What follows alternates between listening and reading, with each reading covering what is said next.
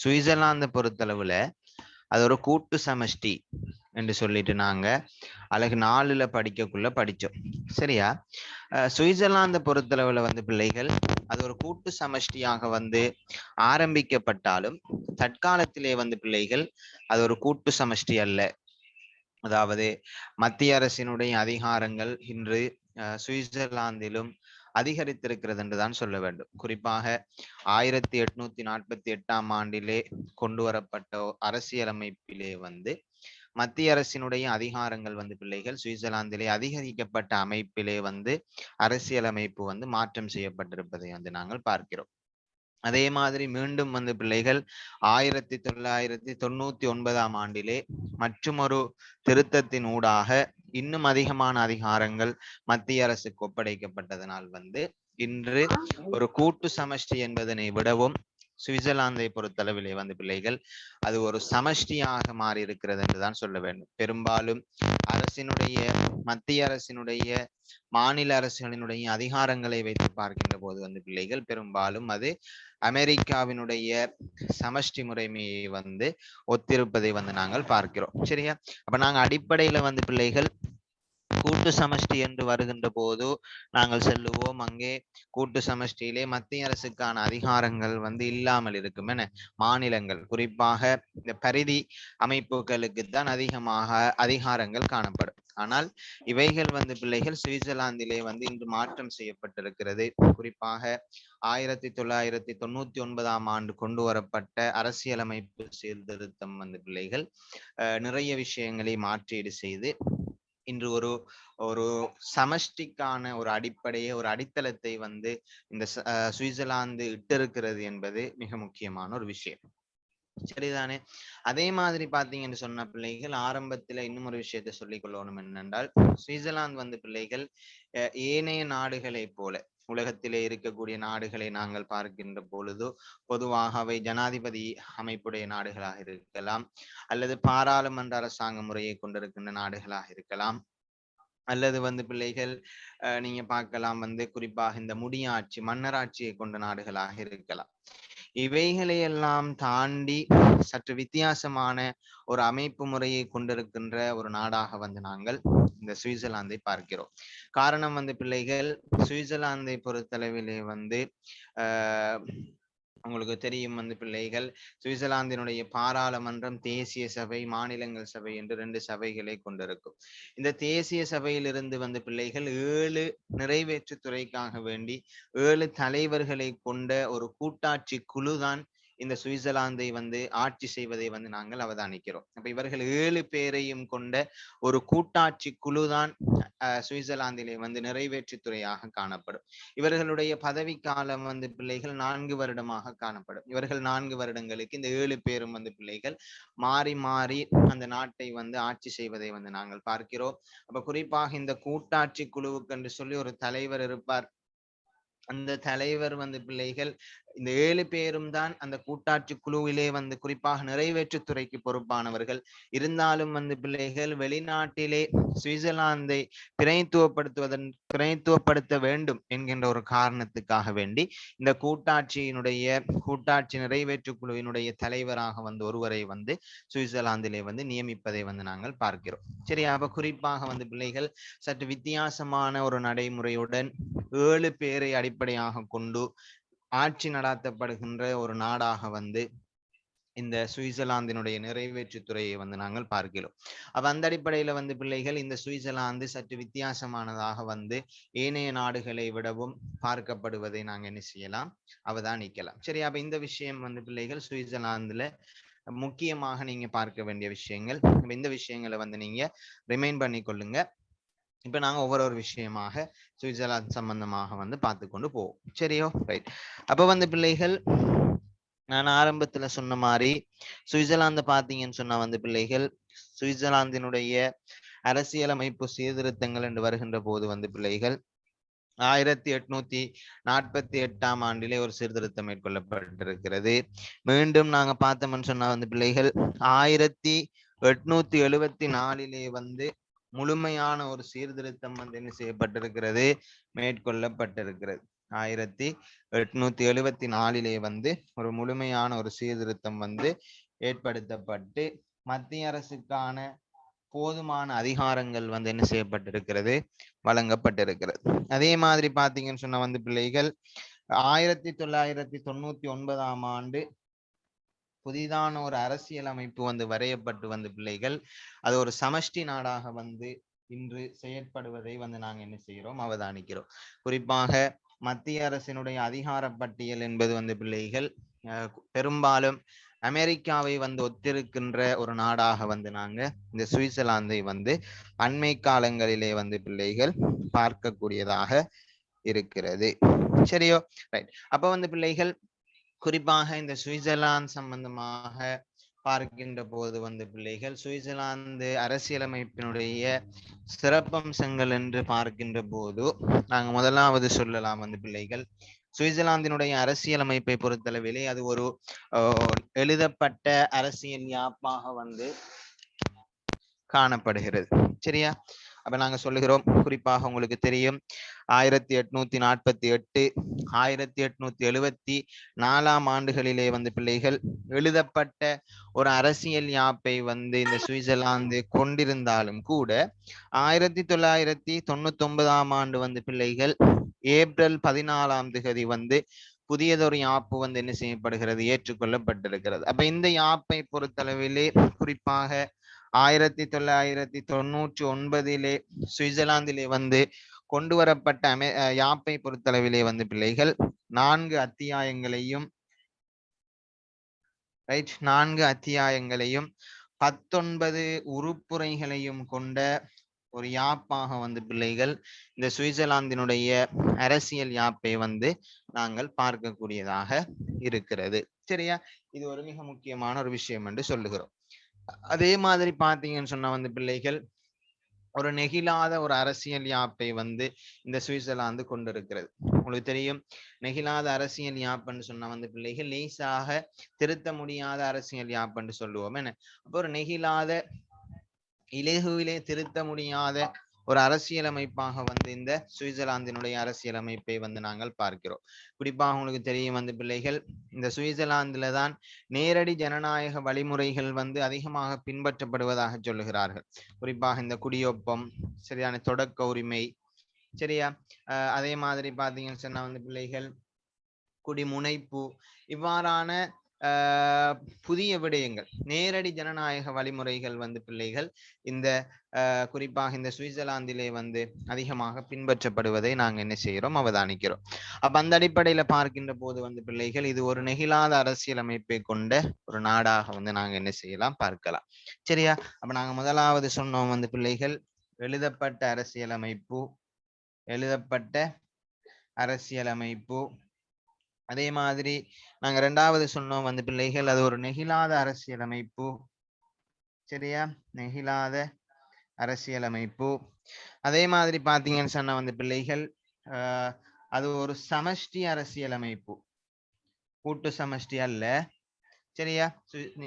99 ஆண்டிலே கொண்டு வரப்பட்ட அரசியலமைப்பு வந்து பிள்ளைகள் ஒரு சமஷ்டி அரசியலமைப்பாகத்தான் வந்து வரையப்பட்டிருப்பதை, எழுதப்பட்டிருப்பதை வந்து நாங்கள் பார்க்கிறோம். சரியா? அப்ப குறிப்பாக வந்து பிள்ளைகள் உங்களுக்கு தெரியும், சமஷ்டி என்று சொன்னால் அங்கே வந்து குறிப்பாக மத்திய அரசும் அதே மாதிரி கீழ்மட்டங்களிலே செயற்படக்கூடிய மாநில அரசுகளும் வந்து காணப்படும்.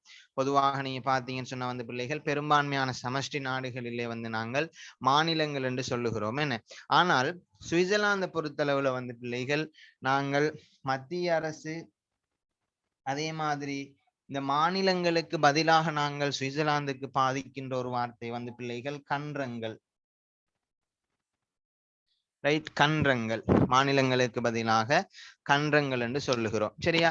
அப்ப மத்திய அரசும் கன்றங்களும் இணைந்து ஆட்சி செய்யக்கூடிய ஒரு நாடாக வந்து நாங்க என்ன செய்யறோம் வந்து பிள்ளைகள் இந்த சுவிட்சர்லாந்தை வந்து நாங்கள் பார்க்கிறோம். சரியா?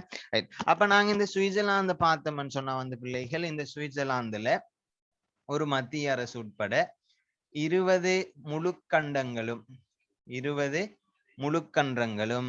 6 அரைக்கன்றங்களும் 20 முழுக்கண்டங்களும் 6 அரைக்கண்டங்களும் வந்து சுவிட்சர்லாந்திலே வந்து காணப்படுவதை நாங்க என்ன செய்யறோம், அவதானிக்கிறோம். சரியா? இப்ப குறிப்பாக வந்து பிள்ளைகள் முழுக்கண்டங்கள் என்று சொன்னால் சனத்தொகை வந்து அதிகமாக காணப்படுகின்ற என்ன மாநிலங்களை வந்து பிள்ளைகள் முழுக்கண்டங்கள் என்று சொல்லுகிறார்கள்.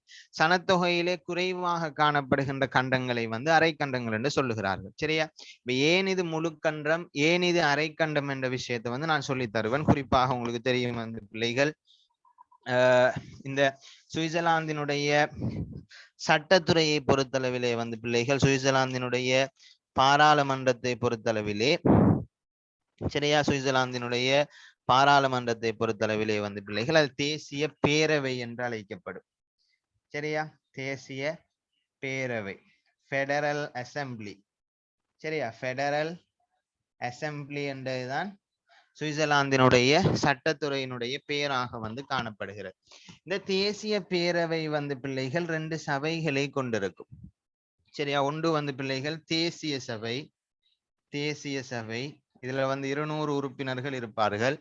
சரியா? அடுத்தது வந்து பிள்ளைகள் மாநிலங்கள் சபை, தேசிய சபை, மாநிலங்கள் சபை என்று சொல்லி பிள்ளைகள் அது வந்து 2 சபைகளை வந்து கொண்டிருக்கும்.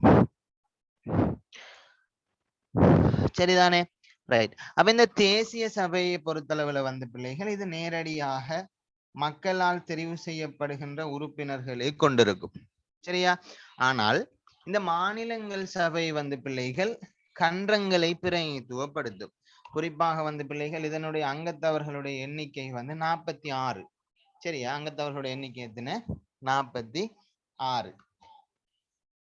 அங்கத்தவர்களுடைய எண்ணிக்கை வந்து பிள்ளைகள் 46. இந்த 46ல வந்து பிள்ளைகள் 40 பேர் வந்து நாங்க முழுக்கண்டம் என்று பார்த்தோமே, அந்த முழுக்கண்டங்கள் ஒவ்வொன்றிலும் இருந்து 2 பேர் வீதம் 40 பேர்.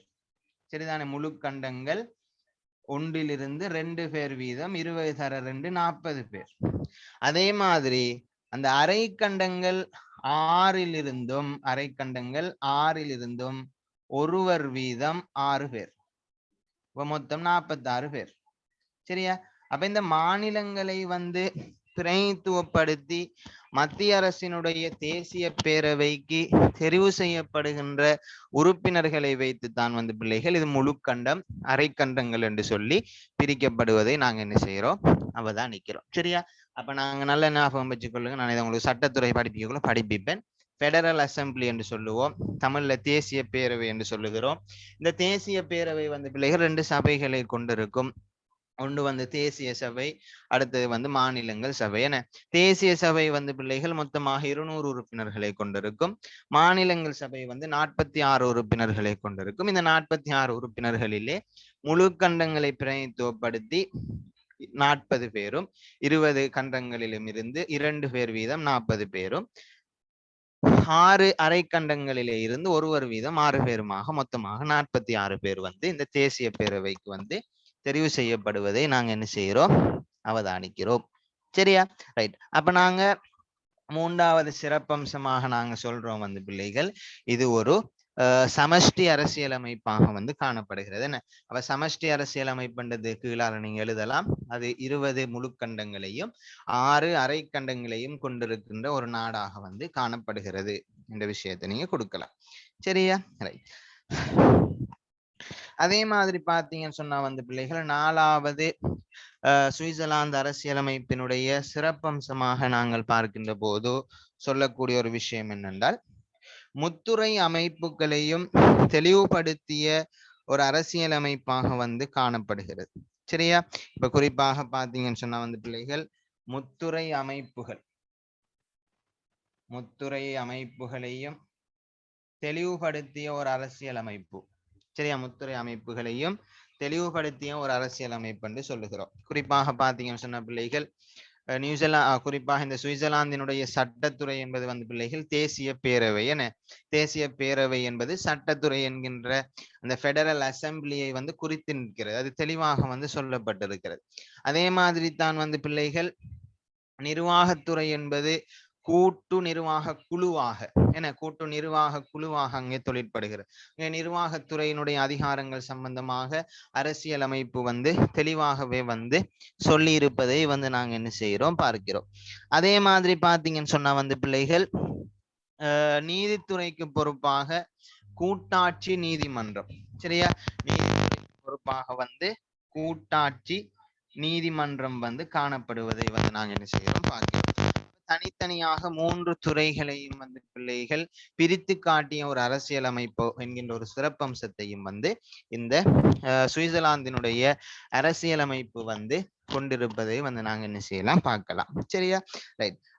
அடுத்தது பிள்ளைகள் 5வது விஷயமாக நாங்க சொல்லுகிறோம் சமய சுதந்திரத்திற்கு.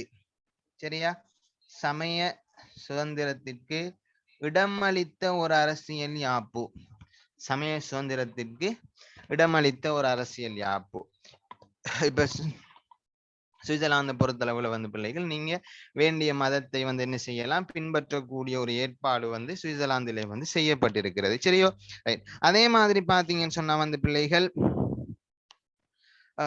குறிப்பாக இந்த நேரடி ஜனநாயக வழிமுறைகளை அதிகமாக பின்பற்றுகின்ற ஒரு அரசியல் அமைப்பு என்று சொல்லுகிறோம்.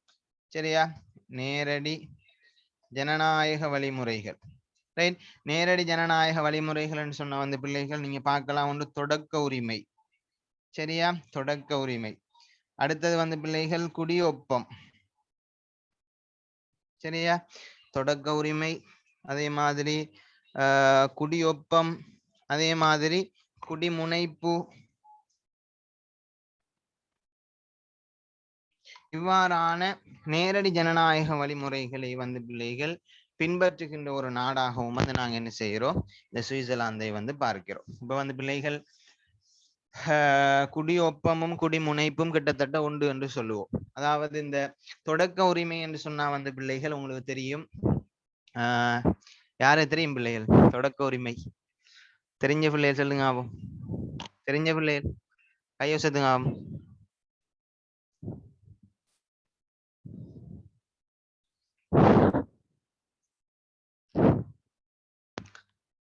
தொடக்க உரிமை யாரு தெரியும்?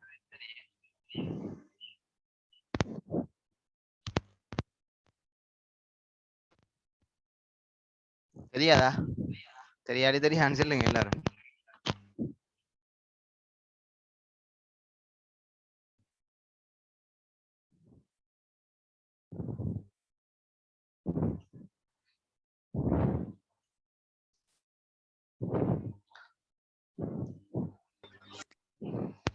முகமது ருஷ்தி. என்னம்மா தொடக்க உரிமைண்டா?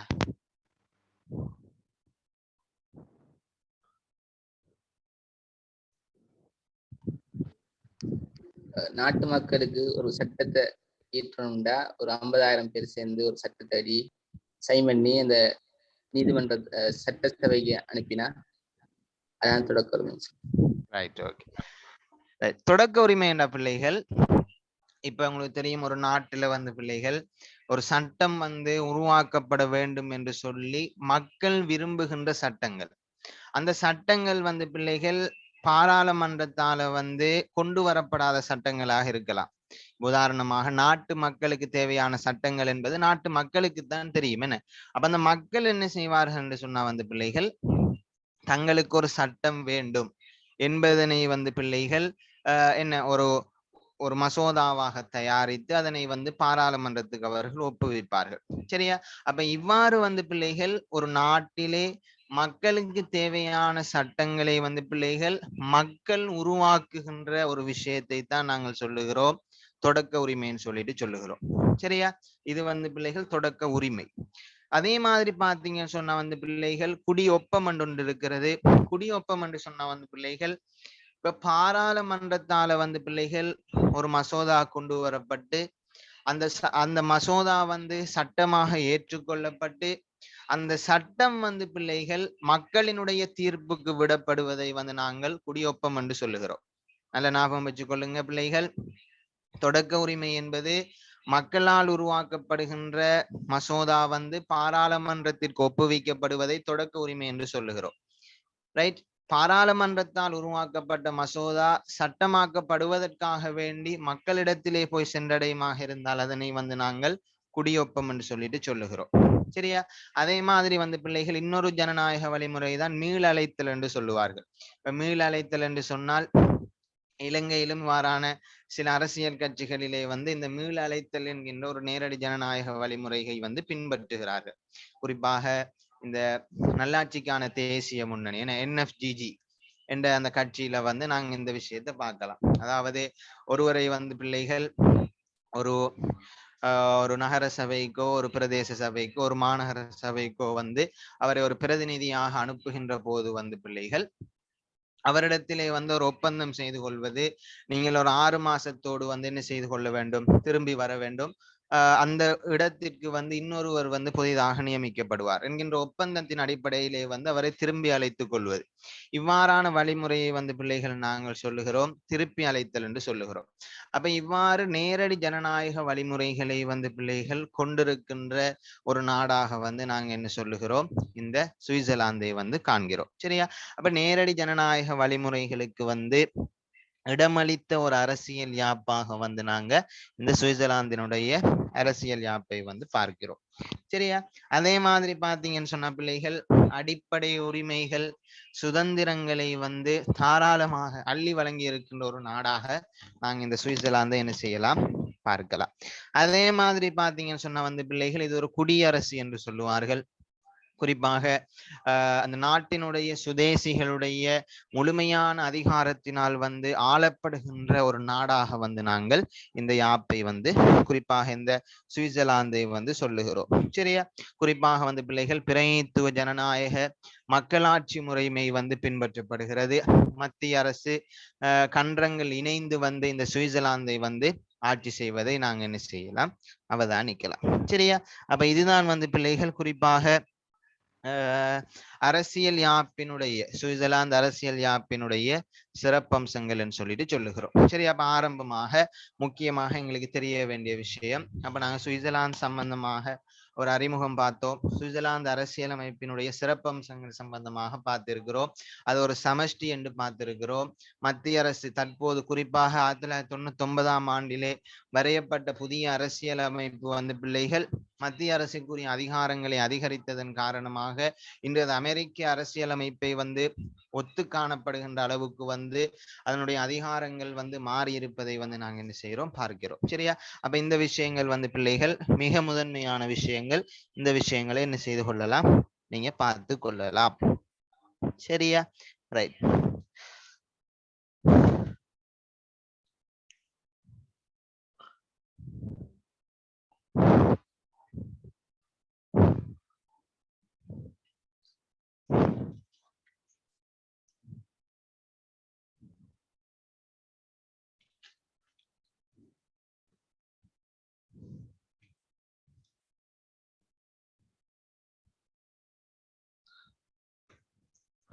ரைட். இப்ப வந்து பிள்ளைகள் இன்னும் ஒரு மிக முக்கியமான விஷயத்தை பார்ப்போம்னாங்க. என்னென்றால் சுவிட்சர்லாந்து பொறுத்தளவுல வந்து பிள்ளைகள் சுவிட்சர்லாந்தினுடைய அதிகாரம் என்பது சரிதானே. இப்ப சுவிட்சர்லாந்தினுடைய அதிகாரத்தை வந்து நடைமுறைப்படுத்துகின்ற செயற்பாட்டை பொறுத்தளவிலே வந்து பிள்ளைகள் அது 3 மிக முக்கியமான நிறுவனங்களை மையப்படுத்தி அதனுடைய அதிகாரம் வந்து பகிர்வப்பட்டிருப்பதை வந்து நாங்க என்ன செய்யலாம், அவதானிக்கலாம். இப்ப சமஷ்டி என்று வருகின்ற போது அங்கே அதிகார பகிர்வு காணப்படும். என அப்ப இந்த அதிகார பகிர்வு என்பது வந்து பிள்ளைகள் சுவிட்சர்லாந்தை பொறுத்தளவிலே வந்து 3 நிறுவனங்களுக்கூடாக வந்து அவைகள் பகிரப்படுவதை நாங்கள் பார்க்கிறோம். குறிப்பாக வந்து பிள்ளைகள் மத்திய அரசு, ரைட், மத்திய அரசு. அடுத்தது வந்து பிள்ளைகள் கன்றங்கள். சரியா? மத்திய அரசு கன்றங்கள். மூன்றாவது ஒன்று இருக்குது பிள்ளைகள் கம்யூன்கள்.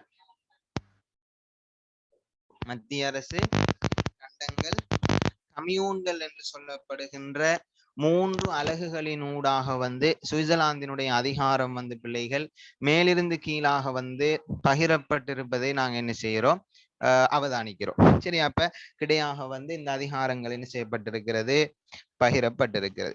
சரியா? அப்ப உங்களுக்கு தெரியும் மத்திய அரசுன்றது வந்து பிள்ளைகள் சென்ட்ரல் கவர்மெண்ட். என்ன மத்திய அரசு என்றது சென்ட்ரல் கவர்மெண்ட் என்று சொல்லுகிறோம்.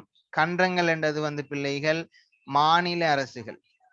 கண்டங்கள் என்றது என்ன? மாநில அரசுகள் வந்து பிள்ளைகள். இந்த கம்யூன்கள் என்கின்ற இந்த விஷயம் நாடப்படுகின்ற ஒரு மிக முக்கியமான விஷயம் என்னன்னா வந்து பிள்ளைகள், இவைகள் வந்து உள்ளூராட்சி நிறுவனங்கள். கம்யூன்கள் என்ன? உள்ளூராட்சி நிறுவனங்கள். கம்யூன்கள் என்பது வந்து பிள்ளைகள் உள்ளூராட்சி நிறுவனங்கள்.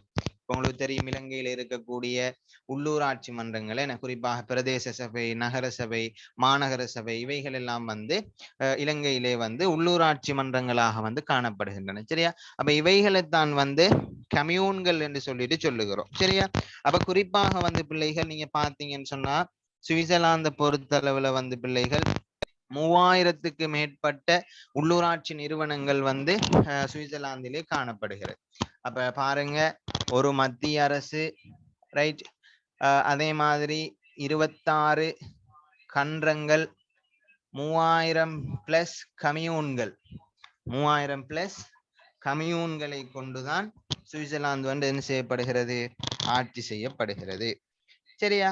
ரைட். அப்ப வந்து பிள்ளைகள் குறிப்பாக நாங்க பார்த்தோம் என்று சொன்னால், இந்த கம்யூன்களை பொறுத்தளவுல வந்து பிள்ளைகள் குறைந்த எண்ணிக்கையை கொண்ட சனத்தொகையை வந்து கொண்டிருக்கின்ற கம்யூன்கள் தான் அதிகமாக வந்து காணப்படுகின்றன. குறிப்பாக 190க்கும் மேற்பட்ட சதவீதமான கம்யூன்களிலே வந்து பிள்ளைகள் 845 மக்களுக்கு குறைவான சனத்தொகை தான் வந்து காணப்படுகிறது.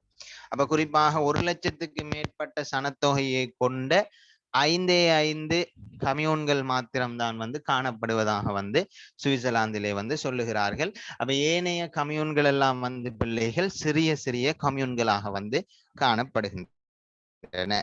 சரியா? ரைட். அப்ப வந்து பிள்ளைகள் உங்களுக்கு தெரியும், குறிப்பாக சுவிட்சர்லாந்து மட்டும்தான் இந்த மாநில அரசுகளுக்கு கீழால இந்த கம்யூன்களுக்கும் வந்து அதிகாரங்களை வழங்கி அதிகாரத்தை வந்து பங்கீடு செய்து பகிர்வு செய்து வந்து நாட்டை வந்து என்ன ஆள்வதை வந்து நாங்கள் பார்க்கலாம். குறிப்பாக பார்த்தீங்கன்னு சொன்ன வந்து பிள்ளைகள், இந்த கம்யூன்களுக்கு என்று சொல்லி சில முக்கியமான அதிகாரங்கள் வந்து என்ன செய்யப்பட்டிருக்கிறது? பிரிக்கப்பட்டிருக்கிறது. குறிப்பாக ரைட், நிதி சார்ந்த அதிகாரம், நிதி அதிகாரம். இப்ப அந்தந்த கம்யூன்கள் வந்து பிள்ளைகள் தங்களுடைய பணத்தை வந்து தாங்கள் விரும்புகின்ற அடிப்படையிலே வந்து என்ன செலவு செய்வதற்கான அதிகாரத்தை வந்து இந்த கம்யூன்கள் வந்து பெற்றிருப்பதை வந்து நாங்க என்ன செய்யறோம்? அவதானிக்கலாம். சரியா? அதே மாதிரி பாத்தீங்கன்னு சொன்னா வந்து பிள்ளைகள் உள்ளூர் வருமானம், அதே மாதிரி இந்த உள்ளூர் வருமானத்திற்கான வரி போன்றவற்றை அறவீடு செய்கின்ற, அதனை அனுபவிக்கின்ற உரிமை வந்து பிள்ளைகள் இந்த உள்ளூராட்சி மன்றங்களுக்கு வந்து வழங்கப்பட்டிருப்பதை நாங்கள் பார்க்கலாம். அதே மாதிரி மக்களினுடைய அன்றாட தேவைகள், அதே மாதிரி மக்களினுடைய பிரச்சினைகளை நேரடியாக தீர்த்து வைக்கின்ற அதிகாரமும் வந்து பிள்ளைகள் இந்த கம்யூன்களுக்கு தான் வந்து வழங்கப்பட்டிருக்கிறது. குறிப்பாக இந்த குப்பை பிரச்சனை, தண்ணி பிரச்சனை, காணி பிரச்சனை, இவ்வாறான எல்லா வகையான அதிகாரங்களும் வந்து தன்னிச்சையாக அவர்கள் முடிவெடுப்பதற்கான அதிகாரங்கள் வந்து இந்த கம்யூன்களுக்கு வந்து வழங்கப்பட்டிருப்பதை நாங்க என்ன செய்யலாம்? அவதானிக்கலாம். சரியா? அதே மாதிரி பாத்தீங்கன்னு சொன்னா வந்து பிள்ளைகள் இன்னொரு மிக முக்கியமான விஷயம் என்னென்றால், இந்த கம்யூன்கள்ல மக்கள் வந்து என்ன செய்யலாம்?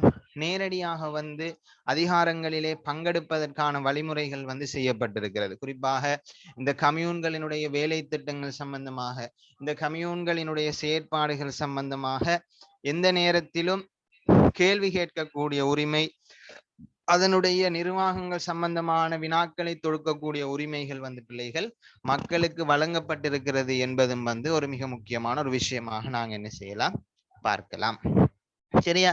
அப்ப இவ்வாறு வந்து பிள்ளைகள் கம்யூன்கள் வந்து என்ன பிரதேச மட்டத்திலே தன்னாதிக்கம் செலுத்தக்கூடிய நிறுவனங்களாக வந்து இந்த கம்யூன்களான உள்ளூராட்சி நிறுவனங்கள் வந்து செயற்படுவதை வந்து நாங்க என்ன செய்யலாம், அவதானிக்கலாம். அப்ப குறிப்பாக பாத்தீங்கன்னு சொன்னா வந்து பிள்ளைகள் பிரதேச வீதிகளை நிர்மாணிப்பது, அதே மாதிரி பாத்தீங்கன்னு சொன்னால் பாதுகாப்பு, நீர் வளங்கள், ஆசிரியர்களை தெரிவு செய்வது, ரைட். அதே மாதிரி மலசல கழிவகற்றல், தண்ணீர் பிரச்சினை, குப்பை பிரச்சினை, இவ்வாறான எல்லா அதிகாரங்களும் வந்து பிள்ளைகள் இந்த கம்யூன்களுக்கு வந்து நேரடியாக வந்து வழங்கப்பட்டிருப்பது என்பது மிக முக்கியமான ஒரு விஷயம். சரியா? அப்ப இந்த விஷயங்கள் வந்து மிக முக்கியமானவை. அப்ப சுவிட்சர்லாந்துல இருக்கக்கூடிய உள்ளூராட்சி முறை என்ன, உள்ளூராட்சி முறை என்பது வந்து பிள்ளைகள் ஏனைய நாடுகளை விட சற்று வித்தியாசமானது. நாங்க பார்த்த மாதிரி சுவிட்சர்லாந்தினுடைய அதிகார பங்கீடு என்பது நிலைக்குத்தாகவும் கிடையாகவும் பகிரப்பட்டிருக்கிறது. அது மத்திய அரசு, கன்றங்கள், கம்யூன்கள் என்று சொல்லி 3 வகையாக வந்து பகிரப்பட்டிருப்பதை நாங்க என்ன செய்யறோம், அவதானிக்கிறோம். சரியா? சற்று வித்தியாசமான ஒரு நடைமுறை தான், ஆனாலும் லேஸ் என்ன படிக்கிறது. ரைட். இவ்வளவு நேரம் படிச்ச விளங்கிட்டு தானே பிள்ளைகள்? விளங்குது எல்லாருக்கும் இல்ல கஷ்டமா இருக்குதா?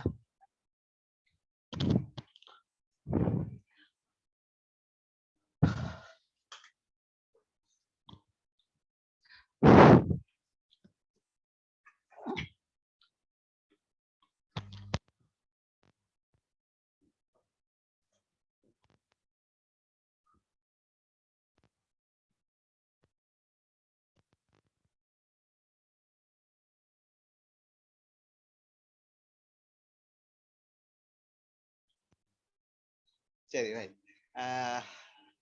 லேஸ் பிள்ளைகள் சுவிட்சர்லாந்து லேஸ் நீங்க வாசிச்சு பாருங்க, விளங்கும். கொஞ்சம் வித்தியாசம்.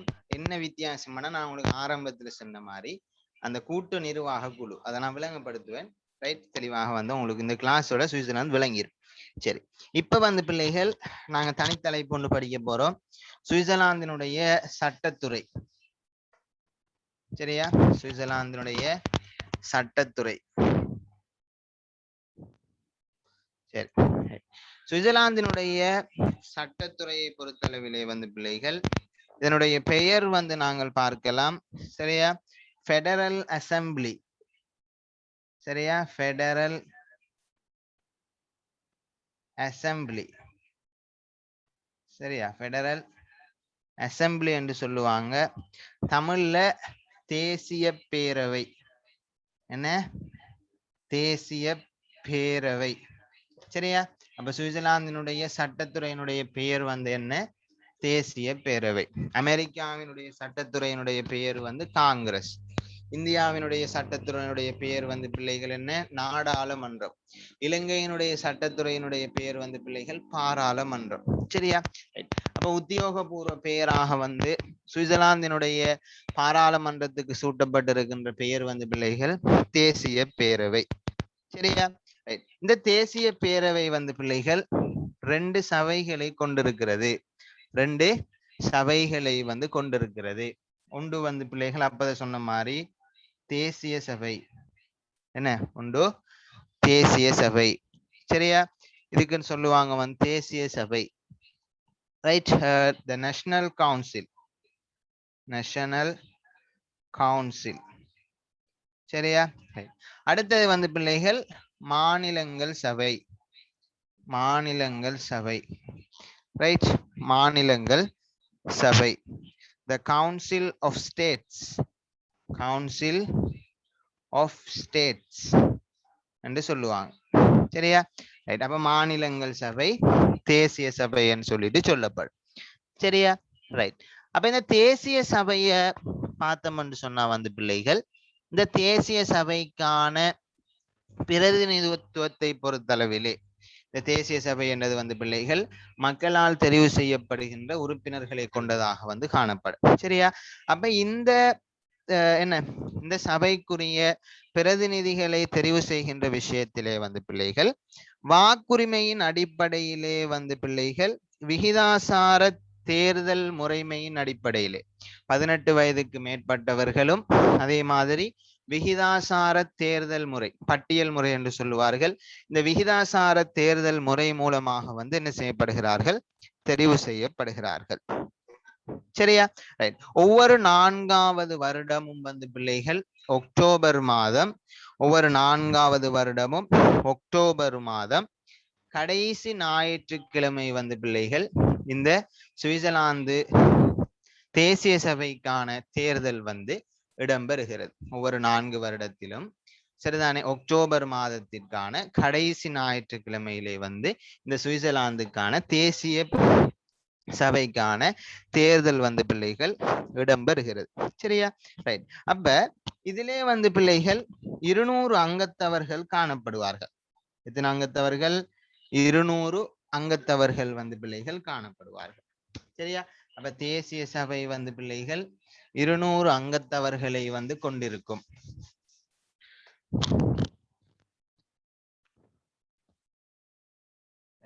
தேசிய சபை ரைட்.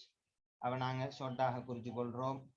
ஒன்று வந்து வாக்குரிமை, என்ன வாக்குரிமை அடிப்படையிலே, விகிதாசார தேர்தல் முறைமையின் அடிப்படையிலே, சரிதானே, விகிதாசார தேர்தல் முறைமையின் அடிப்படையிலே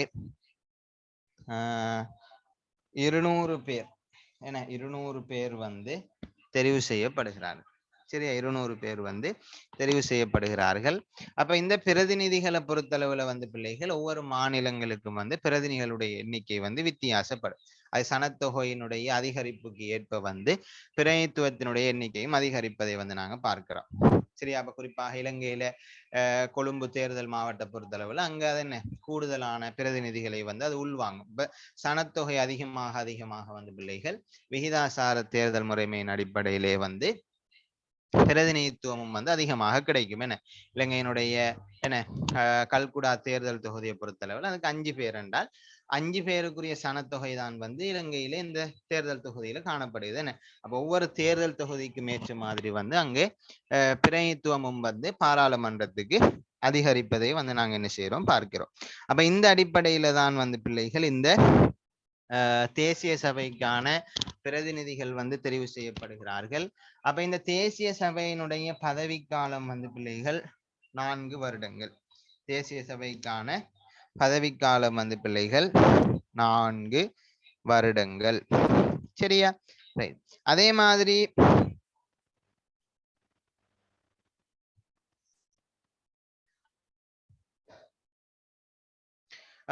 இந்த சுவிட்சர்லாந்தினுடைய தேசிய பேரவை வந்து எப்போது கலையும் என்று பார்த்தீங்கன்னு சொன்னா வந்து பிள்ளைகள் அது 2 வழிமுறைகளுக்கு கூடாக வந்து கலைக்கப்படும்.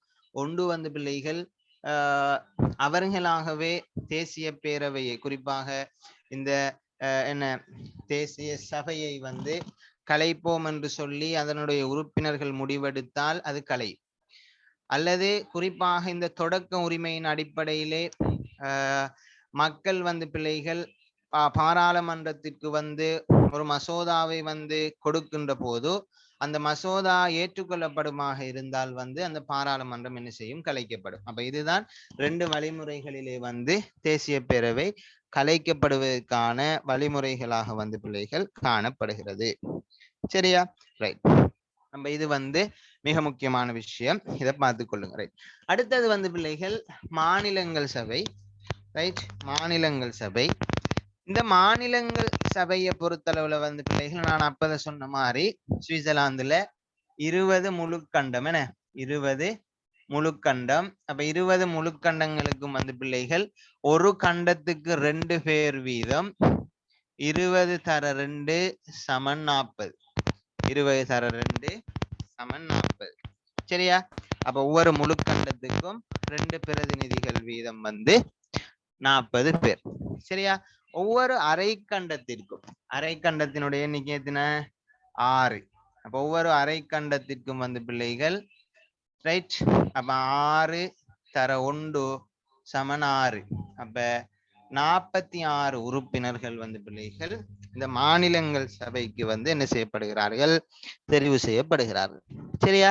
அப்ப வந்து பிள்ளைகள் சுவிட்சர்லாந்தினுடைய மாநிலங்கள் சபையை பொறுத்தளவுல அது சமமான பிரதிநிதித்துவத்தின் அடிப்படையிலே வந்து தெரிவு செய்யப்பட்டிருப்பதை வந்து நாங்க பார்க்கிறோம். என்ன இப்ப அமெரிக்காவில் 50 மாநிலங்களுக்கு 2 பேர் வீதம் 100 பேர் இருப்பாங்க, என்ன செனட் சபையில. ஆனா இந்தியாவுல அப்படி அல்ல. இந்தியாவுல சமமற்ற பிரதிநிதித்துவம் காணப்படுகிறது. ரைட்.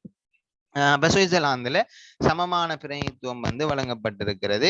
அப்ப இந்த மாநிலங்கள் சபையினுடைய பதவிக்காலத்தை பொறுத்தளவிலே வந்து பிள்ளைகள் சரியா, பதவிக்காலத்தை பொறுத்தளவிலே குறிப்பாக கூட்டாட்சி அரசியலமைப்பு வந்து பிள்ளைகள் இந்த மாநிலங்கள் சபையினுடைய பதவிக்காலத்தை வந்து நிச்சயித்து கூறவில்லை. பதவிக்காலம் நிச்சயித்து கூறப்படவில்லை, நிச்சயித்து கூறப்படவில்லை. சரிதானே? இருந்தாலும் வந்து பிள்ளைகள் மாநிலங்களால வந்து இதனுடைய பதவிக்காலம் வந்து தீர்மானிக்கப்படுகின்றன. சரியா? குறிப்பாக இதற்கு தெரிவு செய்யப்படுகின்ற குறிப்பாக மாநிலங்கள்ல இருந்து, அதாவது கன்றங்கள்ல இருந்து தானே ஒவ்வொரு பிரதிநிதிகளும் வந்து என்ன செய்யப்படுகிறார்கள், இந்த மாநிலங்கள் அதாவது மத்திய அரசினுடைய சட்டத்துறையான மாநிலங்கள் சபைக்கு வந்து அனுப்பப்படுகிறார்கள். அப்ப ஒவ்வொரு மாநிலங்களும் வந்து பிள்ளைகள் தங்களுடைய பிரதிநிதிகளை அங்கே அனுப்புகின்ற போது ஒவ்வொரு மாநிலங்களும் தீர்மானித்திருக்கிறது தங்களுடைய பிரதிநிதிகள் வந்து இந்த மாநிலங்கள் சபையிலே வந்து இத்தனை வருட காலம் இருப்பார்கள் என்று சொல்லி. அப்ப அது 1 தொடக்கம் 4 வரையான வருடங்கள் வந்து ஒவ்வொரு மாநிலங்களும் வித்தியாசமான அமைப்பிலே வந்து தங்களுடைய பிரதிநிதிகளை வந்து இந்த மாநிலங்கள் சபைக்கு அனுப்புவதை வந்து நாங்கள் பார்க்கிறோம். சரியா? அப்ப இந்த மாநிலங்கள் சபை என்பது வந்து பிள்ளைகள் சுவிட்சர்லாந்தை பொறுத்தளவுல நிரந்தரமானது. சரியா? சுவிட்சர்லாந்தை பொறுத்தளவுல நிரந்தரமானது. ஆனால் அதனுடைய உறுப்பினர்கள் வந்து பிள்ளைகள் காலத்துக்கு காலம் என்ன செய்து கொண்டிருப்பார்கள், மாறிக்கொண்டிருப்பார்கள். இப்ப உதாரணமாக ஒரு மாநிலம் வந்து பிள்ளைகள் தன்னுடைய ஒரு கண்டம் வந்து தன்னுடைய 2 பிரதிநிதிகளை 2 வருஷத்துக்கு அனுப்பும். இன்னொரு கண்டம் வந்து தன்னுடைய பிரதிநிதிகளை 4 வருஷத்துக்கு அனுப்பும். இன்னொரு கண்டம் வந்து தன்னுடைய பிரதிநிதிகளை 1 வருஷத்துக்கு அனுப்பும். இப்படி மாநிலங்கள் வந்து தங்களுடைய பிரதிநிதிகளுக்கான கால எல்லையை வந்து வரையறுத்து நிச்சயித்து கொண்டிருப்பது வந்து ஒரு மிக முக்கியமான ஒரு சிறப்பம்சமாக வந்து காணப்படுகிறது. சரியா?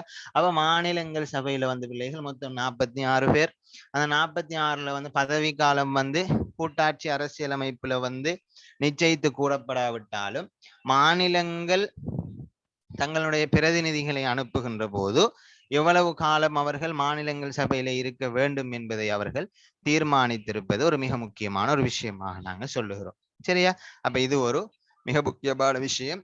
அப்ப குறிப்பாக சுவிட்சர்லாந்தினுடைய சட்டத்துறை வந்து பிள்ளைகள் 2 சபைகளை கொண்டிருக்கும். கொண்டு வந்து என்ன, தேசிய சபை, மாநிலங்கள் சபை. தேசிய சபை 200 அங்கத்தவர்களை கொண்டது.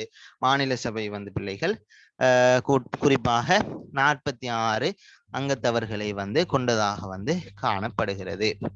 சரியா? ரைட்.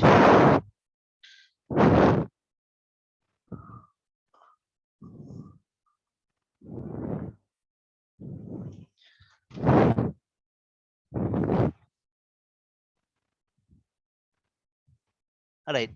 அடுத்தது சரியா? இப்பதான் நாங்க ஒவ்வொரு விஷயமாக வாரோம். நம்ம பிள்ளைகள் நாங்க முதலாவது அரசியலமைப்பு படிச்சது, அடுத்தது வந்து அரசியலமைப்பினுடைய சிறப்பம்சங்கள் படிச்சது, அடுத்தது வந்து நாங்க இப்ப பார்த்தது வந்து சுவிட்சர்லாந்து நாட்டினுடைய சட்டத்துறை பெடரல் அசம்பிளியினுடைய விஷயங்கள் சம்பந்தமாக பார்த்தது. சரியா? ரைட். இப்ப வந்து பிள்ளைகள் நாங்க பார்க்க போறது சுவிட்சர்லாந்து அரசாங்க முறையினுடைய கூட்டு நிறைவேற்றுத்துறை. இதைத்தான் நான் சொன்னேன் 7 பேர் இருப்பாங்க என்று சொல்லி. கூட்டு நிறைவேற்றுத்துறை, கூட்டு நிறைவேற்றுத்துறை, கூட்டு நிறைவேற்றுத்துறை, கூட்டு நிறைவேற்றுத்துறை. அப்ப இந்த கூட்டு நிறைவேற்றுத்துறைக்கு வந்து பிள்ளைகள் சொல்லப்படுகின்ற பெயர் வந்து சமஷ்டி பேரவை. சமஷ்டி பேரவை, சமஷ்டி பேரவை, ஃபெடரல் கவுன்சில். என்ன? Federal council. அப்ப நல்ல ஞாபகம் வச்சுக்கொள்ளுங்க, சுவிட்சர்லாந்தினுடைய பாராளுமன்றத்தினுடைய பெயர் வந்து பிள்ளைகள் ஃபெடரல் அசம்பிளி. என்ன? பாராளுமன்றத்தினுடைய பெயர் என்ன சொன்னோம்? ஃபெடரல் அசம்பிளி என்று சொல்லிட்டு சொன்னோம். என்ன? Federal assembly. அதே மாதிரி பாத்தீங்கன்னு சொன்னா வந்து பிள்ளைகள் ரைட், ஃபெடரல் அசம்பிளி. என்ன? அதே மாதிரி பாத்தீங்கன்னு சொன்னால் சுவிட்சர்லாந்தினுடைய கூட்டு நிறைவேற்றுத்துறையினுடைய பெயர் வந்து பிள்ளைகள் ஃபெடரல் கவுன்சில். என்ன? Federal council. இந்த ஃபெடரல் கவுன்சில் இருக்குதானே, இந்த ஃபெடரல் கவுன்சிலை தான் நாங்க சொல்லுகிறோம் சுவிட்சர்லாந்தினுடைய நிறைவேற்றுத்துறை. சுவிட்சர்லாந்தினுடைய நிறைவேற்றுத்துறை. அப்ப நான் ஆரம்பத்துல சொன்ன மாதிரி பிள்ளைகள் சுவிட்சர்லாந்தினுடைய நிறைவேற்றுத்துறை என்பது வந்து பிள்ளைகள் 7 உறுப்பினர்களை கொண்டதாக இருக்கும். சரியா? 7 உறுப்பினர்களை கொண்டிருக்கும். சுவிட்சர்லாந்தினுடைய நிறைவேற்றுத்துறை வந்து பிள்ளைகள் 7 உறுப்பினர்களை வந்து கொண்டிருக்கும். சரியா? ரைட். இப்ப இந்த 7 பேருடைய பதவி காலத்தை பொறுத்தளவுல வந்து பிள்ளைகள் 4 வருடம். ரைட்? 4 வருடம் 7 பேரும் வந்து இருப்பாங்க. சரியா? 7 பேரும் 4 வருடங்கள் பதவி காலத்துக்காக வேண்டி தெரிவு செய்யப்படுகிறார்கள். சரியா? இவங்க எங்க இருந்து தெரிவு செய்யப்படுறாங்கன்னு சொன்னா வந்து பிள்ளைகள் ஃபெடரல் அசம்பிளியில இருந்து. ஃபெடரல் அசம்பிளியில இருந்துதான் தெரிவு செய்யப்படுகிறார்கள். ஃபெடரல் அசம்பிளி என்றது என்ன? பாராளுமன்றம். சட்டத்துறையில் இருந்து என்ன செய்யப்படுகிறார்கள்? தெரிவு செய்யப்படுகிறார்கள். அப்ப இந்த 7 பேரும் ஃபெடரல் அசம்பிளியில இருந்து என்ன செய்யப்படுறாங்க? தெரிவு செய்யப்படுறாங்க. குறிப்பாக இந்த தேசிய சபையும் மாநிலங்கள் சபையும் இணைந்து கூடுகின்ற ஒரு கூட்டுத்தொடர்.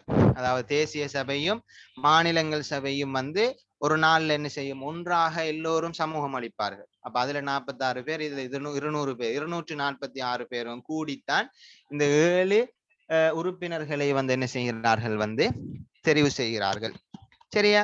ரைட். அப்ப இந்த ஃபெடரல் கவுன்சில், சரிதானே, சமஷ்டி பேரவை, இந்த கூட்டு நிறைவேற்றுத்துறையை வந்து பிள்ளைகள் இந்த 7 உறுப்பினர்களை வந்து தெரிவு செய்கின்ற போது வந்து பிள்ளைகள் சுவிட்சர்லாந்திலே கட்சிகள் பெற்று கொண்டிருக்கின்ற விகிதாசாரத்திற்கு ஏற்ப வந்து பிள்ளைகள் இங்கே இந்த 7 பேருடைய பிரிப்பு முறையும் வந்து காணப்படும்.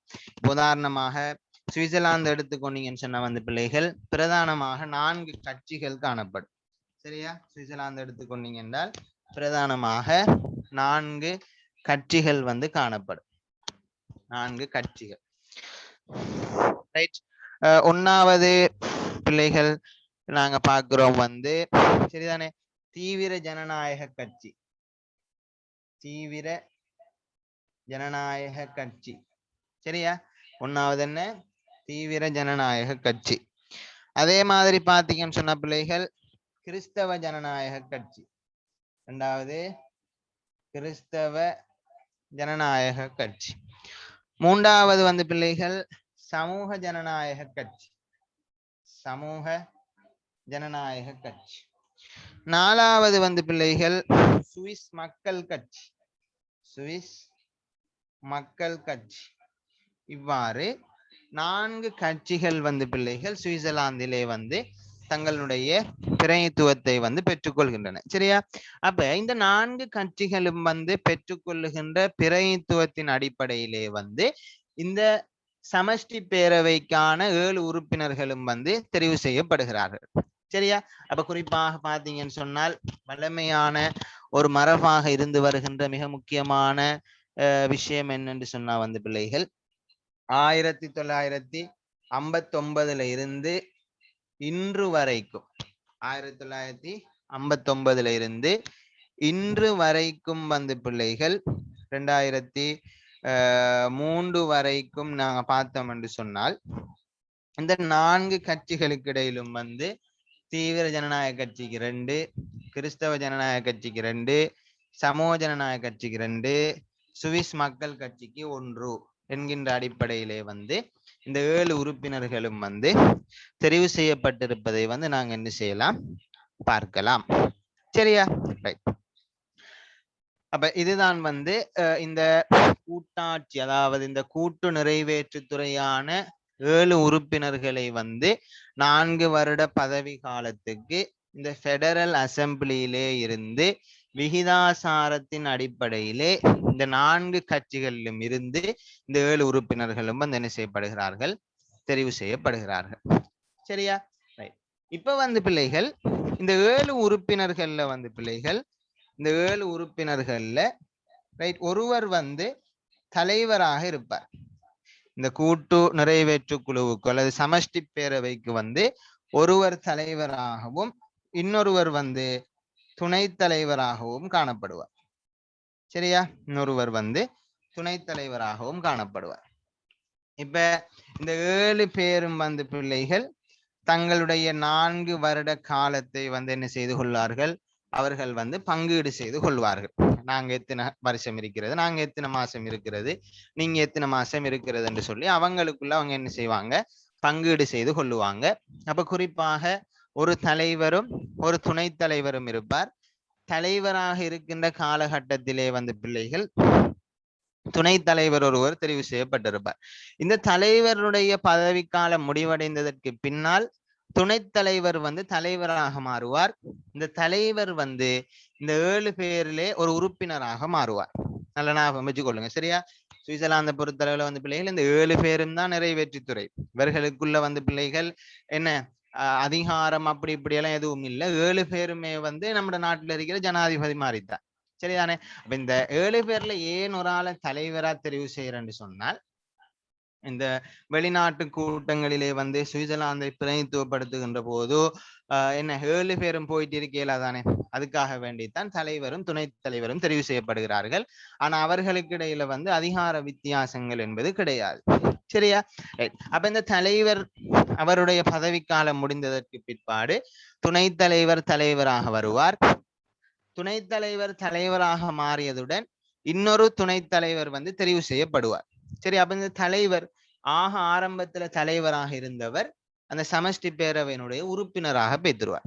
அப்ப ஏற்கனவே தலைவராக இருந்தவர் வந்து பிள்ளைகள் மீண்டும் ஒரு தடவை வந்து தலைவராக வந்து தெரிவு செய்யப்பட மாட்டார். சரியா? இதுதான் வந்து சுவிட்சர்லாந்துல இருக்கக்கூடிய இந்த குறிப்பாக இந்த சமஷ்டி பேரவையினுடைய மிக முக்கியமான விஷயங்களாக நாங்க என்ன செய்யலாம், பார்க்கலாம். சரியா? ரைட். அப்ப குழப்புதா?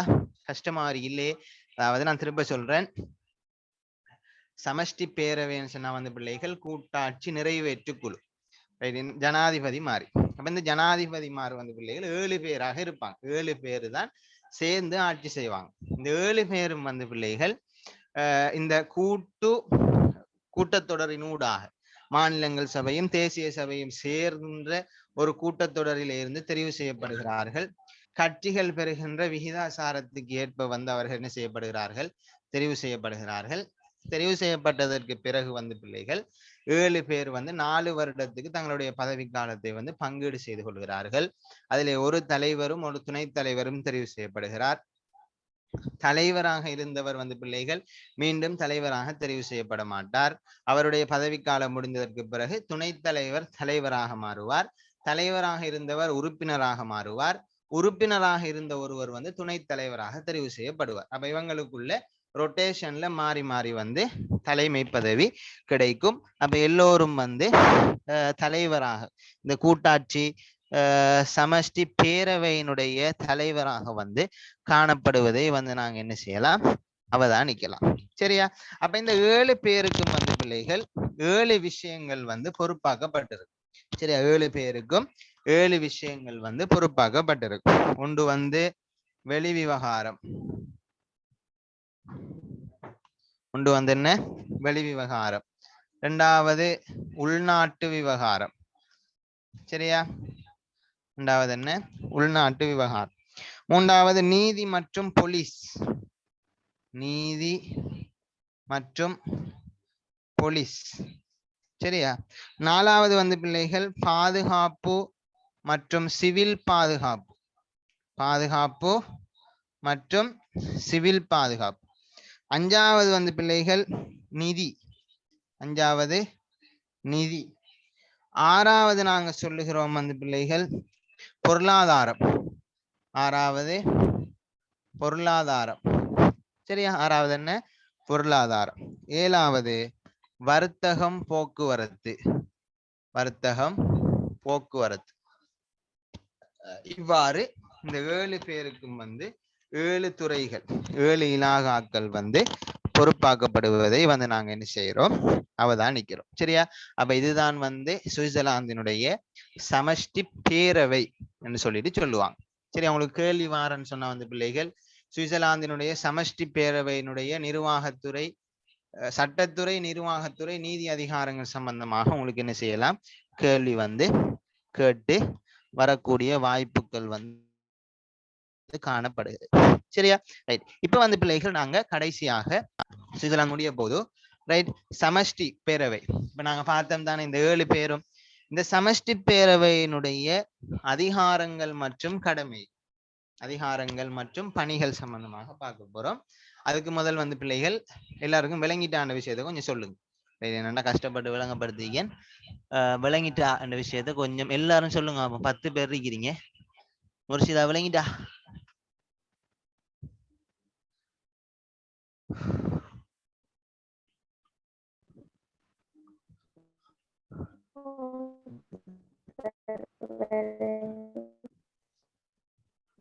விளங்கல?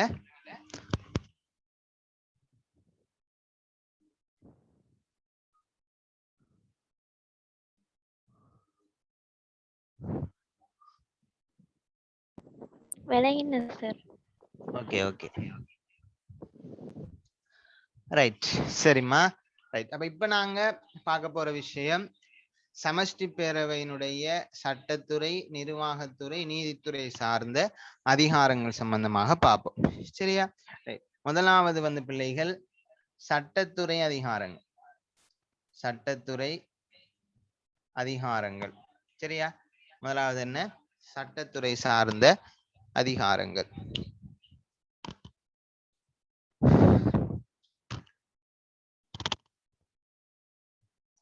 இப்ப இதுல வந்து பிள்ளைகள் சட்டத்தோடு சம்பந்தப்பட்ட விஷயங்கள் வரும்.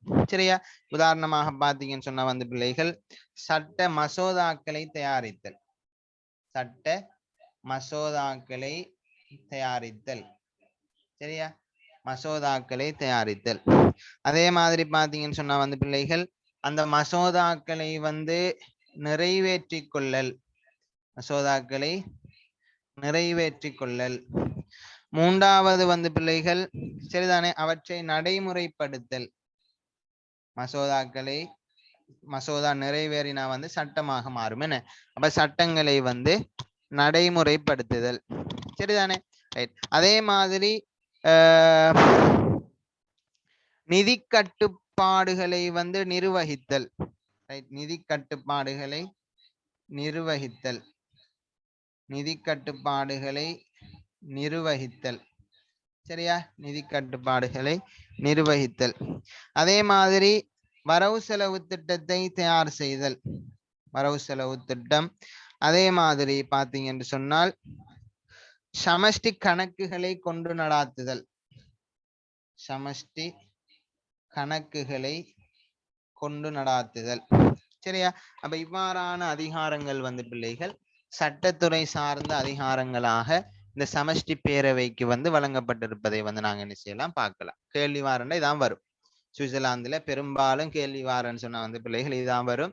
சமஷ்டி பேரவையினுடைய சட்டத்துறை, நிர்வாகத்துறை, நீதித்துறை அதிகாரங்கள், பணிகளை குறிப்பிடுகின்றதான் கேள்வி வரும். சரியா, அப்ப இந்த விஷயங்களை நீங்க எழுதினா வந்து சரி. அடுத்தது வந்து பிள்ளைகள் நிறைவேற்றுத்துறை சார்ந்த அதிகாரங்கள்.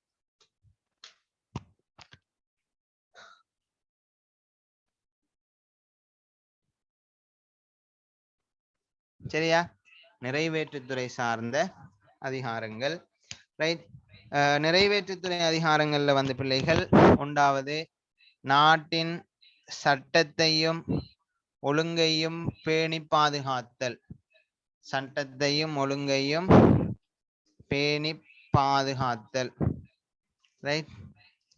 இரண்டாவது வந்து பிள்ளைகள் நாங்க சொல்லுகிறோம் சமஷ்டி நிர்வாகத்தோடு தொடர்புடைய உயர் பதவிகளுக்கு ஆட்களை நிர்வகித்தல், உயர் பதவிகளுக்கு ஆட்களை நியமித்தல். இதெல்லாம் நிர்வாகத்துறை சார்ந்த பணிகள். உயர் பதவிகளுக்கு ஆட்களை வந்து நியமித்தல்.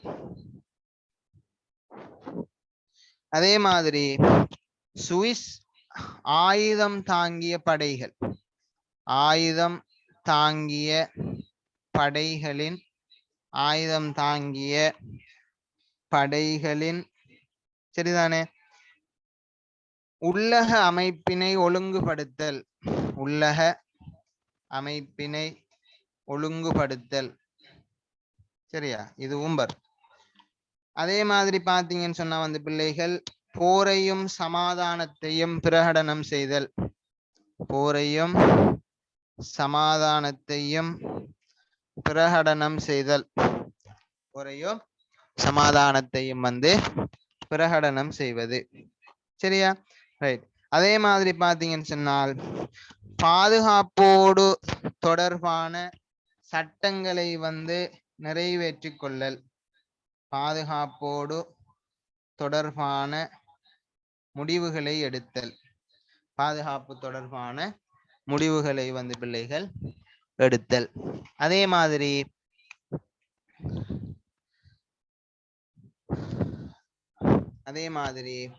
கடன் சம்பந்தப்பட்ட விஷயங்களை நிர்வகித்தல், ரைட், கடன் சம்பந்தப்பட்ட விஷயங்களை நிர்வகித்தல், கடன் சம்பந்தப்பட்ட விஷயங்களை நிர்வகித்தல்.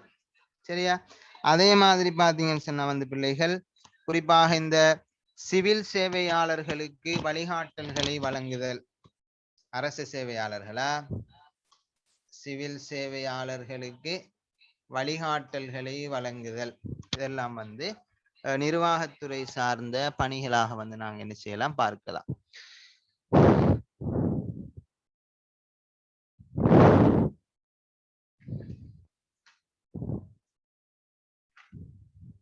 ரைட்.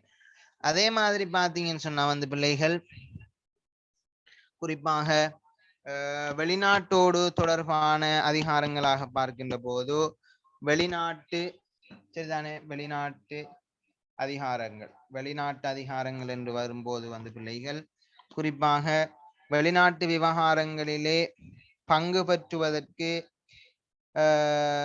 என்ன வெளிநாடுகளிலே வந்து சுவிட்சர்லாந்தை வந்து பிரதிநிதித்துவப்படுத்துதல். சரியா, சுவிட்சர்லாந்தை பிரதிநிதித்துவப்படுத்துதல். சரியா, ரைட். அதே மாதிரி பாத்தீங்கன்னு சொன்னா வந்து பிள்ளைகள் வெளிநாட்டு ஒப்பந்தங்களிலே வந்து கைச்சாத்திடுவதையும் அதனை ஆமோதிப்பதற்கான அங்கீகாரத்தை வழங்குவதும் வந்து இந்த சமஷ்டி பேரவையாக வந்து காணப்படுகிறது. சரியா, அப்ப நீங்க எழுதி கொள்ளுங்க, வெளிநாடுகளிலே வந்து சுவிட்சர்லாந்தை வந்து பிரதிநிதித்துவப்படுத்துதல், என்ன சுவிட்சர்லாந்தை பிரதிநிதித்துவப்படுத்துதல். அதே மாதிரி பாத்தீங்கன்னு சொன்னால் வெளிநாட்டு ஒப்பந்தங்களிலே கைச்சாத்திடுவதற்கான உடன்படிக்கைகளை வந்து பிள்ளைகள் ஒப்பந்தங்களை வந்து சமஷ்டி மன்றினுடைய அதிகாரத்திற்கு வந்து ஒப்படைக்க வேண்டிய பணியையும் வந்து இந்த சமஷ்டி பேரவை தான் வந்து மேற்கொள்வதை வந்து நாங்க என்ன செய்யலாம் அவதானிக்கலாம். சரியா, அதே மாதிரி பாத்தீங்கன்னு சொன்னா வந்து பிள்ளைகள் இந்த மத்திய அரசுக்கும் மாநில அரசுகளுக்கும் இடையிலான தொடர்புகளை பேணுகின்ற விசேட செயற்திட்டத்தையும் வந்து இந்த சமஷ்டி பேரவை குறிப்பாக இந்த 7 உறுப்பினர்களும் தான் வந்து முன்னெடுப்பதை வந்து நாங்க என்ன செய்யலாம் பார்க்கலாம். சரியா, அப்ப சமஷ்டி ஆப்பினுடைய அங்கீகாரத்திற்கு அமைய வந்து பிள்ளைகள் மத்திய அரசுக்கும் மாநில அரசுக்கும் இடையிலே உறவை பேணக்கூடியவர்களாக வந்து பிள்ளைகள் இந்த சமஷ்டி பேரவை வந்து தொழிற்படுவதை வந்து நாங்க என்ன செய்யலாம் அவதானிக்கலாம். அதே மாதிரி வந்து பிள்ளைகள் நாட்டுக்கான பொது கொள்கைகளை ஆக்குகின்ற அந்த பொது கொள்கைகளை வந்து நாட்டிலே வந்து நடைமுறைப்படுத்துகின்ற வேலை திட்டங்களையும் வந்து இந்த சமஷ்டி பேரவை தான் வந்து முன்னெடுப்பதை வந்து நாங்க என்ன செய்யலாம் பார்க்கலாம். சரியா, அதே மாதிரி பாத்தீங்கன்னு சொன்னால் உள்நாட்டு வெளிநாட்டு பாதுகாப்பினை வந்து உத்தரவாதப்படுத்துகின்ற ஒரு பணியையும் ஒரு அதிகாரத்தினையும் வந்து இந்த சமஷ்டி பேரவை வந்து கொண்டிருப்பதை வந்து நாங்க என்ன செய்யறோம் அவதானிக்கிறோம்.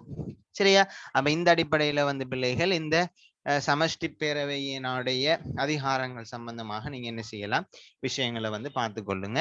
அப்ப இவ்வளவுதான் சுவிட்சர்லாந்து சம்பந்தமான விஷயங்கள், வேற எதுவும் இல்லை படிக்கிறதுக்கு, இவ்வளவுதான் இருக்குது. சரியா பிள்ளைகள், அப்ப நீங்க விஷயங்களை ரீட் பண்ணுங்க ஒரு தடவை, விளங்காட்டி எதுவும் சந்தேகம்னு சொன்ன பிள்ளைகள் எனக்கு மெசேஜ் போட்டு கேட்டுக்கொள்ளுங்க. சரியா பிள்ளைகள், அப்ப கலந்து கொண்ட மாணவர்களுக்கு நன்றிகள். ஜிசாக்குமுல்லாஹ் ஹைர். அஸ்ஸலாமு அலைக்கும் வரஹ்மத்துல்லாஹி வபரகாத்துஹு.